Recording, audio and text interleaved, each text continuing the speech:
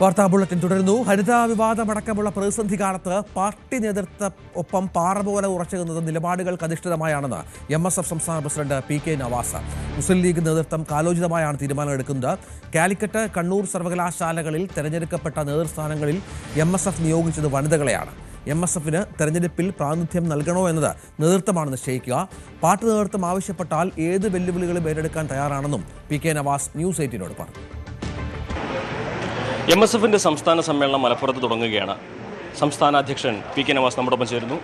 ഒരു വലിയ കാലയളവ് സമരങ്ങളുടെയും പ്രതിഷേധങ്ങളുടെയും പ്രക്ഷോഭങ്ങളുടെയും ഒക്കെയാണ് താങ്കളുടെ കാലത്തുണ്ടായിരുന്നത്. എങ്ങനെയാണ് അതിനെ കാണുന്നത്? തീർച്ചയായും തിരിഞ്ഞു നോക്കുമ്പോൾ വലിയ ആത്മസംതൃപ്തിയുണ്ട്.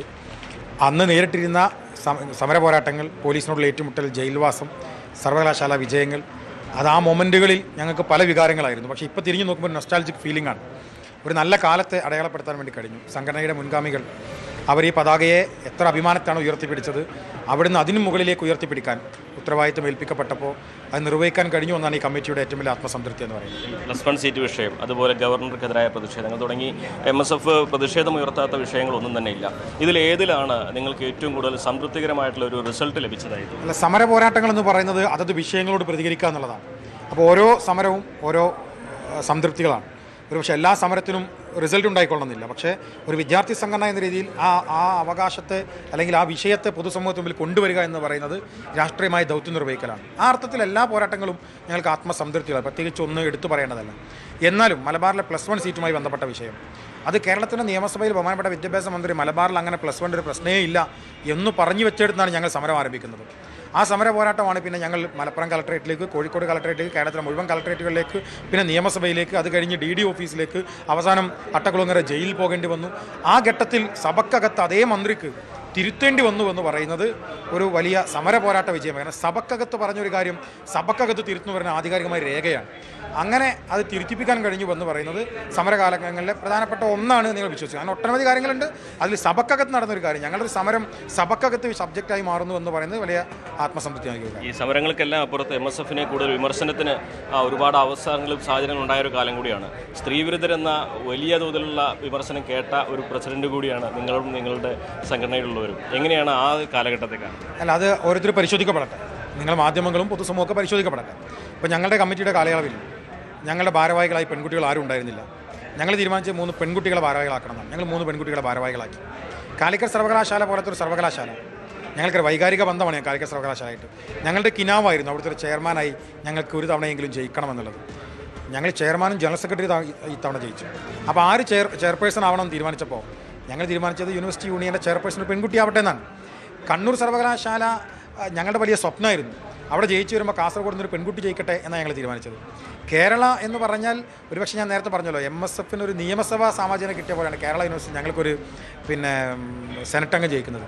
അതൊരു പെൺകുട്ടിയാകട്ടെ ഞങ്ങൾ തീരുമാനിച്ചതാണ്. അങ്ങനെ യൂണിവേഴ്സിറ്റിയിലെ സിൻഡിക്കേറ്റിലേക്ക് മത്സരിക്കുമ്പോൾ ഒരു പെൺകുട്ടി മത്സരിക്കട്ടെ.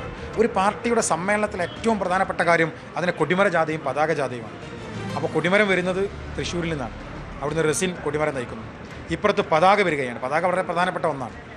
അത് നയിക്കാൻ വേണ്ടി ഞങ്ങൾ ചുമതലപ്പെടുത്തിയത് അഡ്വക്കേറ്റ് റുമൈസ റബീഖിനെയാണ്. അപ്പോൾ അത്തരത്തിൽ ഒരുപക്ഷെ ലീഗിൻ്റെ കമ്മിറ്റി കൂടി മഞ്ചേരി വർക്കിംഗ് കമ്മിറ്റിയിൽ 30% റിസർവേഷൻ എല്ലാവർക്കും കൊടുക്കണം എന്ന് തീരുമാനിക്കുമ്പോൾ അത് ആദ്യം നടപ്പിലാക്കിയ പോഷക സംഘടനയും ഞങ്ങളാണ്.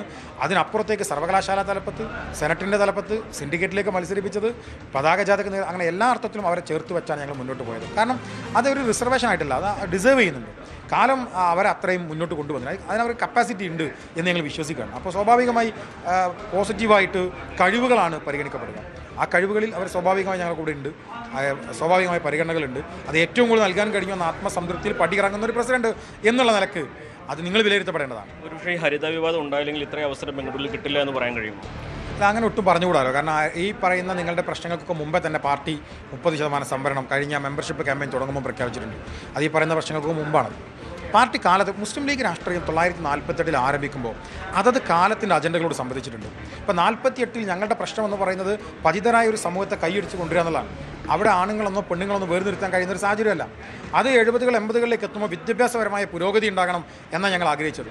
അപ്പോൾ സ്വാഭാവികമായി അതിനെന്ത് വേണം? പെൺകുട്ടികൾക്ക് വിദ്യാഭ്യാസം സാധ്യമാക്കണം. അതിനാണ് മഹാനായ ഞങ്ങളുടെ നേതാവ് CH മുഹമ്മദ് കോയ സാഹിബ് പെൺകുട്ടികൾക്ക് സ്കോളർഷിപ്പ് കൊടുക്കാൻ തീരുമാനിച്ചത്. ബഹുമാനപ്പെട്ട പൂക്കോയ തങ്ങളുടെ പാണക്കാട് പൂക്കോയ തങ്ങളുടെ അവസാനത്തെ പ്രസംഗം കാഞ്ഞങ്ങാടിൽ നിങ്ങളുടെ പെൺകുട്ടികളെ പഠിപ്പിക്കണേ എന്നാണ്. അപ്പോൾ അതത് കാലത്തിൻ്റെ ആവശ്യങ്ങളോട് ഞങ്ങൾ ഏറ്റുമുട്ടി. 90-കളിൽ എത്തിയപ്പോൾ ഇന്ത്യ വരെ വർഗീയമായി ചെയ്തിഞ്ഞൊരു ഘട്ടം. അന്നേരം ഞങ്ങളുടെ ആവശ്യം ഈ സമുദായത്തെ വർഗീയതയ്ക്ക് പിടികൊടുത്തുകൂടാ, അവരെ അത് മാറ്റി നിർത്തണമെന്നാണ്. സ്വാഭാവിക പുതിയ കാലത്തേക്ക് എത്തിയിരിക്കുന്നു. ഞങ്ങൾ വിദ്യ പഠിപ്പിക്കാൻ തീരുമാനിച്ച വിദ്യാർത്ഥികളും വിദ്യാർത്ഥിനികളും പിന്നീട് ഒരു ഘട്ടത്തിൽ വിദ്യാർത്ഥികളിലേക്ക് മാത്രം ഫോക്കസ് ചെയ്തു പോയ ഒരു രാഷ്ട്രീയ പാർട്ടി അവർ പഠിച്ചിരിക്കുന്നു, അവരുടെ മക്കളും പഠിച്ചിരിക്കുന്നു. ഇന്ന് മുഖ്യധാരയിൽ ഞങ്ങളുടെ പെൺകുട്ടികളും ആൺകുട്ടികളും എല്ലാവരും ഉണ്ട്. സ്വാഭാവികമായി അവരിനി അടുത്തൊരു സ്റ്റെപ്പിലേക്ക് കടക്കാൻ സമയമായിരുന്നു. ആ സ്റ്റെപ്പിന് നേതൃത്വം കൊടുക്കുന്ന ഘട്ടത്തിൽ സെയ്ദ് സാദിഖ് അലി ശിഹാബ് തങ്ങളാണുള്ളത്. വളരെ ധീരമായ പ്രഖ്യാപനങ്ങൾ അദ്ദേഹം നടത്തുന്നു. ഞങ്ങളുടെ ഭാരവാഹികൾ വരുന്നു, യൂത്ത് ലീഗിൻ്റെ ഭാരവാഹികൾ വരുന്നു, ജില്ലാ പഞ്ചായത്തുകളിൽ യുവതികളായ ചെറുപ്പക്കാരികൾ മത്സരിക്കുന്നു, എല്ലാ ത്രിതല പഞ്ചായത്തുകൾ എല്ലായിടത്തും മത്സരിക്കുന്നു. കാലത്ത് ആവശ്യപ്പെടുന്ന മാറ്റങ്ങൾ ഞങ്ങൾ വരുന്നു. ഒരു പക്ഷേ പുറത്തു നിന്ന് നിങ്ങൾ നോക്കുമ്പോൾ ഞങ്ങളൊരു മൈനോറിറ്റി കമ്മ്യൂണിറ്റി എന്ന രീതിയിൽ ഞങ്ങളുടെ അജണ്ടകൾ ഒരു പക്ഷേ നിങ്ങൾക്കത് വായിച്ചെടുക്കാൻ ഇതിനകത്ത് ഇറങ്ങിയിട്ടല്ലാതെ വായിച്ചെടുക്കാൻ വേണ്ടി കഴിയില്ല. അപ്പോൾ കാലം ആവശ്യപ്പെടുന്ന മാറ്റങ്ങളൊക്കെ ഞങ്ങൾ വരുത്തിയിട്ടുണ്ട്.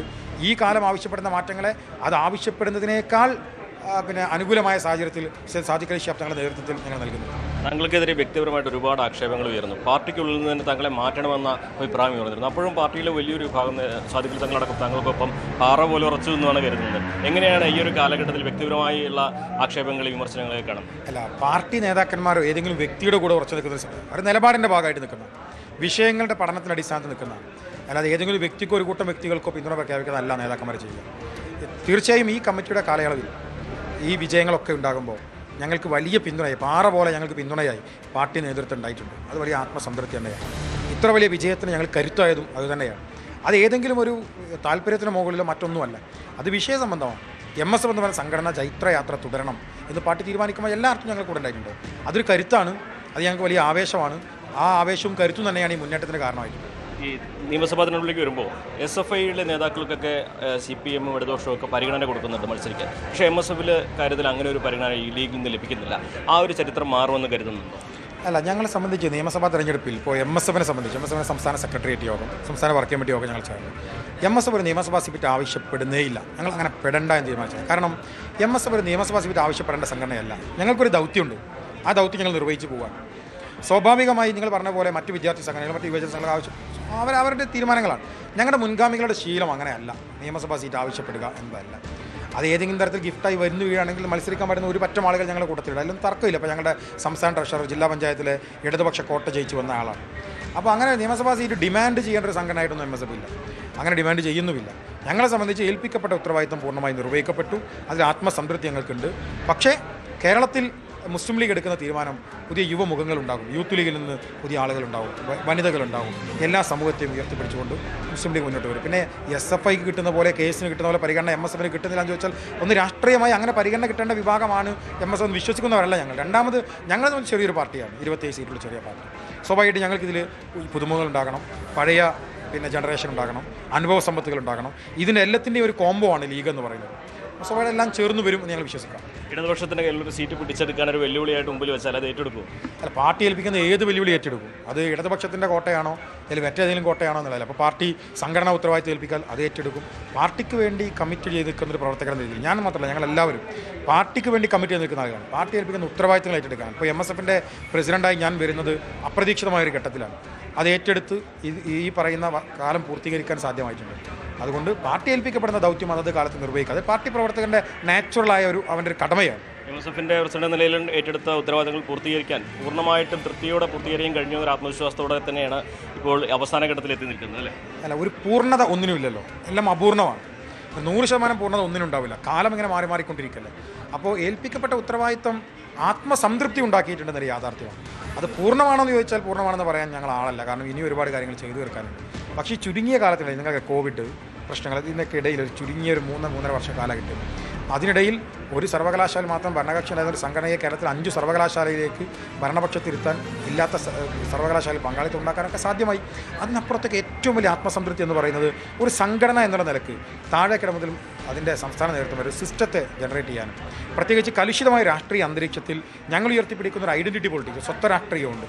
ആ രാഷ്ട്രീയത്തിൻ്റെ ക്രിസ്റ്റൽ ക്ലിയറായി വിദ്യാർത്ഥികൾക്ക് പറഞ്ഞു കൊടുക്കാനും നിങ്ങൾ പറയുന്ന CPM-ൻ്റെയും BJP-യുടെയും ഒരുപോലെയുള്ള ഈ വർഗീയ അജണ്ടകളെ ഉയർത്തിക്കൊണ്ട് വരുമ്പോഴും അതിലൊന്നും വീണു പോവാത്ത ഒരു ജനറേഷനെ പടുത്തുയർത്താൻ ഈ പാർട്ടിക്ക് പാകപ്പെടുത്തി കൊടുക്കാൻ കഴിഞ്ഞു എന്നതാണ് ഏറ്റവും വലിയ അസ്തം. നിങ്ങൾ ഏറ്റെടുത്ത കാലത്തെ വെല്ലുവിളികളെ അതിജീവിക്കാനും നേതൃനിരയിൽ നിന്ന് അതിനെ മറുവശത്തേക്ക് എത്തിക്കാനും കഴിഞ്ഞ ആത്മവിശ്വാസമാണ് അദ്ദേഹം പങ്കുവയ്ക്കുന്നത്. പുതിയ വെല്ലുവിളികൾ ഏറ്റെടുക്കാൻ പാർട്ടി നിർദ്ദേശിച്ചാൽ അതിന് തയ്യാറാണ് എന്നുകൂടിയാണ് PK നവാസ് വ്യക്തമാക്കിയത്. അഖിൽ ഓട്ടുപാറയ്ക്കൊപ്പം CV അനുമോദ്, ന്യൂസ് 18.